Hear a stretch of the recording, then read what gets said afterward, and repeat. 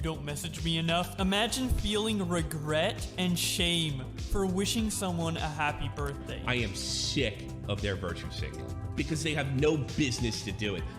These are not credible people. These are incredibly phony people. These are people that talk highbrow, stand on pedestals, and when the shit hits the fan, some guys run and some guys stay. Okay, one YouTuber who I've personally witnessed being called a hypocrite fairly often in most YouTube circles is iDubbbz. I'm not sure if a lot of people spend their time analyzing YouTube trends, but currently Ian is extremely popular to hate these days, after being essentially untouchable for a number of years. While that sounds significant, I assure you it's actually not. It's extremely common for a channel who's seen large amounts of unrivaled success to have a period where it seems like the audience has completely turned on them, only to go back to writing video essays in a few years about how he was the greatest commentary YouTuber of all time. To understand the fall of iDubbbz, one would have to understand the intricate backstory of his fiancée, Anissa Jamha. People fucking hate her. That's literally it. The first round of alleged hypocrisy comes from Anissa, as she was screen capped saying, "We're all just one bad stream away from an OnlyFans career." Despite this being a pretty funny meme to showcase next to her OnlyFans announcement tweet, this was taken by the wider audience as Anissa shaming sex workers. It was a joke. As Anissa points out, she literally complimented a sex worker with OnlyFans in their name over a year prior on the exact day her initial tweet was made. iDubbbz himself was also called a hypocrite for a few different takes that he had, and I use the word takes here extremely loosely. If you look at the points he made one by one, they're actually pretty sound arguments, and if you look at the refutes people have, they're extremely flimsy. Many people, including Diesel Patches, claim that this video is evidence that iDubbbz is a hypocrite. I mean, after all, here he made fun of whores, and yet he's dating one. Yeah, sorry Ian, not enough people are on your side for you to act this pretentious. It's pretty obvious why people are upset about this whole situation. There's a video of you mocking sluts, and you're dating one. If you are a chimpanzee, I can understand why this may seem to be the case. However, if you take even a few seconds to look at the context of the video, it was posted as a joke in tandem with a series of other green screen recordings that iDubbbz posted for his audience to use. You're a whore. You're a whore, just admit it. So by this point, the remaining detractors are either fervently against all forms of pornography, or they think that iDubbbz's response was poor. I think this is one of the most important opinions to highlight because it really demonstrates a severe lack of real-world experience when you're saying that future jobs are going to be harder to come by because of an OnlyFans account. Like, if you think this affects your standing or your social credibility in getting jobs, you are so sadly mistaken. This was one aspect of iDubbbz's video that I found particularly bad during my first initial watch through. I certainly think he undersells how many employees could care about Anissa's OnlyFans during the hiring process, but also not really. I'm sure Anissa would have had a hard time being like, oh what, a teacher? But is that really significant? She's dumb as fuck! This is the same girl we're talking about who fell for the urban legend that the scientific advancements during wartime made the Holocaust not an overall net negative. As terrible as the Holocaust was, obviously it was horrendous, and how disgusting the doctor was that did the experiments on people, gay people, handicaps, twins. I think that's, and obviously they were obviously Jewish, or they did it on Jewish people. They found a couple of really groundbreaking discoveries through that experimentation. I mean, answer this for me. What job was this girl going to possibly get in the future that this clip wouldn't have gotten her fired from, but having an OnlyFans would have? But this scandal isn't the only one we're discussing today. Where Tom's video goes, I want to go further. There's also a small sector of the community, which I was once a part of, that feels personally burned by iDubbbz's comments relating to Leafy's ban. Unlike Leafy, I've made some deliberate efforts to shift my content. You know, he has remained completely unchanged since 2016. I think at one point he even said in one of the videos, like, I'm not stopping this until my channel gets removed or some shit like that. So it's like, no one can play stupid with this, like, oh, just, you know, just give us a sign, like, where does the line start, where does it end? It's like, you have an idea, right? It's a spectrum, but you have an idea what's too far. I've seen these comments interpreted several different ways, but for the most part, there's nothing controversial about this take. The hypocrisy argument that iDubbbz was edgy before, therefore he can't change his content now, is pretty fucking stupid. At no point has iDubbbz ever become a preacher and claim that you shouldn't be edgy. What he did claim is that YouTube has made very specific guidelines for what targeted harassment is on their website, and you should expect them to enforce that. People say, I think, with the whole slippery slope thing, or it sets a scary precedent. It's like, it's not a scary precedent. It's exactly what's expected. It's gonna keep happening. If you want to continue to make that content and or support that content, just fuck it. Like, if you think there's actually an audience for it, you have to go on Patreon or Gumroad or one of these websites that'll allow you to make it. Whether you agree with Leafy's ban or you think that it's bullshit like I do, the Pokimane 2 out of 10 meme was undeniably what YouTube considers to be an attack on intrinsic traits. While I find iDubbbz's just go to another website argument to be about as useless as someone saying just go make your own Twitter, there's nothing inherently wrong with changing your content to fit the terms of service on a website. Look, I can't stand Ian's newest content. I'm not a fan of Full Force or Ice Cream Man. I didn't care about the squirrel videos, and I'm not watching a video about him ranking Chex Mix pieces. But that doesn't mean the 30-year-old dude should have to stick to his guns, get banned, and spend out the rest of his days on DLive or Odyssey. For the most part, that's way too much to ask from most people. But okay, I know what you're thinking. Nick, if you don't think that Ian's some massive hypocrite, why is he in the video? Why is he in the front of the thumbnail? Well, that's because he's the baseline. I love my girlfriend, and I'm totally fine with dudes jacking off to pictures of her on the internet. We gotta find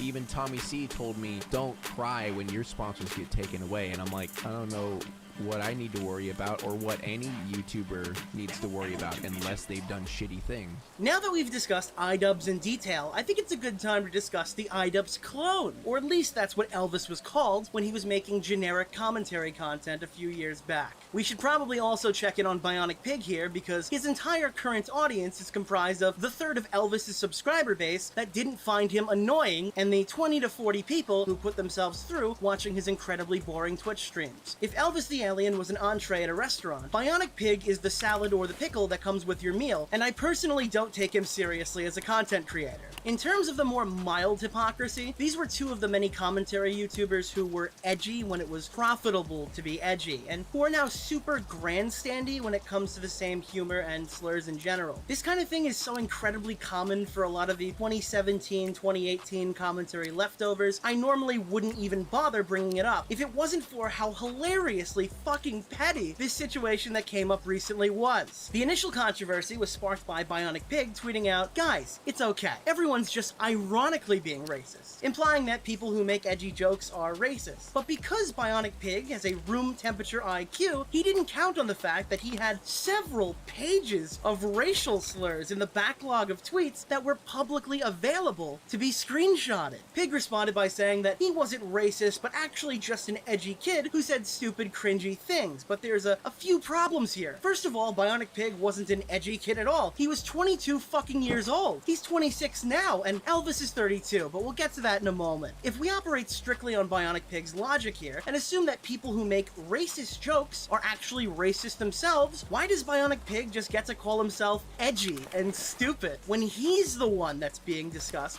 for his usage of racial slurs? Pig expanded on this by saying that it wasn't just him. In 2017, the world just wasn't as aware of racial profiling. Dude, what the fuck? Just to be clear, the LA riots predate Bionic Pig's existence. The Trayvon Martin shooting took place in 2012, and the Ferguson riots took place in 2014. I don't know about you, I was very clearly aware of racial profiling. I guess he went to a different school. Racial profiling was not invented in 2020, dumb fuck. You're just extremely dumb. Naturally, this backfired against him spectacularly when he hosted a Twitter competition to pick his profile picture, and Comment Cop entered.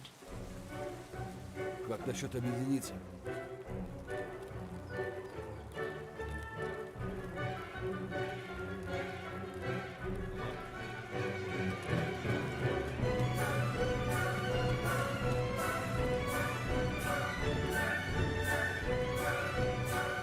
Братишка, давай вместе.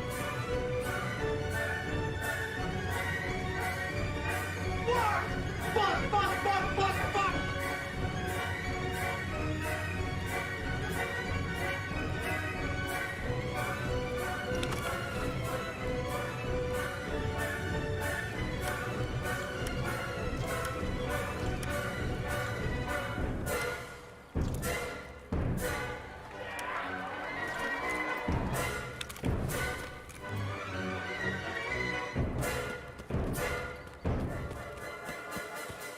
Comment Cop a follow on Twitter. This dude is the realest in the game. He and many others were the brave souls that got blocked by Elvis and Pig for even making that video. But the real reason we're discussing these guys today is related to the Zaptai situation and how cowardly the two of them are. Because of the above tweets, obviously Bionic Pig wasn't a massive fan of John Swan, and when John had a controversy of his own, Aaron was quick to rub salt in the wound. His tweet states, "I remember the time that John Swan told his viewers to spam Zaptai, and they all started spamming BLM, so I banned them. Then he went to Twitter and called me racist with no context to make me look bad. He was a stand-up guy, will be missed." Besides the hilarious context of why Bionic Pig thinks he was forced to ban people for writing Black Lives Matter in his Twitch chat, something that still doesn't quite resonate with me, this is significant because I believe this is the first time either Pig or Elvis has referenced the fact that Zaptai briefly returned to YouTube. I understand not wanting to alert your audience to a prior mistake you may have made earlier in your career that they're not currently privy to, but I think it's extremely fucking cowardly. In my coverage, I feel like I've always been fair to Elvis and Pig, but at the end of the day, these guys contributed to the spread of misinformation about Zaptai. They platformed I'm Alex, who made a vague pedophile allegation on their podcast, and they spoke like they were some kind of medical professional about sociopathy, which they all probably Googled before they hit record on their podcast audio. Say whatever you want, but it's extremely telling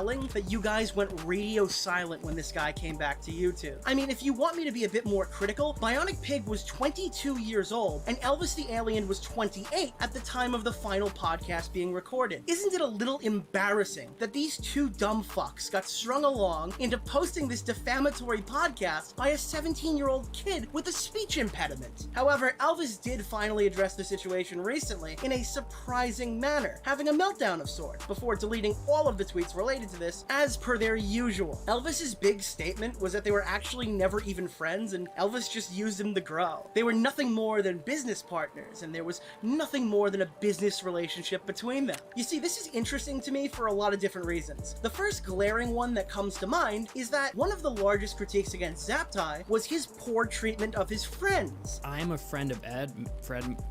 Ed might not see me as a friend, but I will always, I will always see. Always been. If any of you don't know Mr. I'm Alex from YouTube, he is here, and the reasoning is because we wanted to get 3 of Zaptai's best friends in this podcast. Yeah, I put a little segment at the end of my video, the YouTube cute little 101. memes, little memes that he made, the YouTube 101s about Leafy, because I thought they were neat, and I thought, we're good friends, he wouldn't mind, and I know I should have asked him prior. I mean, that was my fault. Do I think Elvis is just some asshole who openly used Zaptai to grow his channel and then faked being his friend just to get rid of him at an opportune time? No, I actually don't. I think it's far more plausible that Elvis just had a meltdown and doesn't actually hold any of those opinions currently. I'm aware this take might be a bit too charitable, but I feel like it makes more sense than Elvis just going completely nuclear on the timeline. The part of this that really irks me, though, is the fact that Elvis has run defense for Shadman in the past. When Shadman's website went down and Shadman was under fire for drawing sexual depictions of real children, Elvis chimed in to state that this was unfair, and he treated the situation like a free speech issue. For reference, Shadman is someone who also drew Keemstar's child in a sexual manner. This is why are they defending you for drawing a picture of Keemstar's daughter in this kind of sexual way? And it's very wrong that people were doing that. I think they were more defending like the concept. Why people would defend you because of that. I think you didn't even really defend yourself. So why are people defending you for it? I just think it's super messed up that Elvis would take a career risk defending someone's right to have lolly porn of depictions of real children platformed, but not tweet out anything when Zaptai came back. Especially considering that everything I found as an outsider to gather the information needed to help Zaptai was more than easily attainable and accessible for Pig and Elvis years ago. I guess it's just weird that you guys tried to paint me and my friends as this cult and shit, but the most impactful thing I've done with my platform was clean up your biggest fuck up and give you a really charitable representation in the process. Any response whatsoever just quadruples the amount of